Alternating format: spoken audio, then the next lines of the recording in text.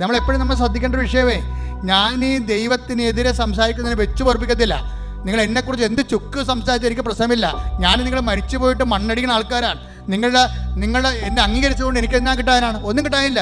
പക്ഷേ ഞാൻ കർത്താവിൻ്റെ വചനമാണ് നിങ്ങൾ പറഞ്ഞിട്ടുണ്ടെങ്കിലല്ല, ദൈവത്തിൻ്റെ ദിവസം എനിക്കൊരു ഓർമ്മ കിട്ടും. എനിക്ക് അത് മതി.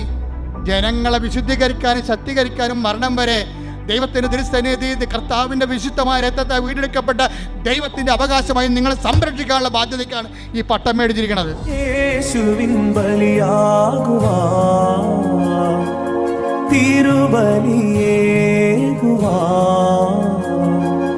എന്നെ വിളിച്ചെന്റെ നാഥൻ നിത്യമാം ജീവൻ നേടാ. പാരിലെ യാഗവേദിയിലായി ബലിവസ്തുവായി ബലിയാഗമായി,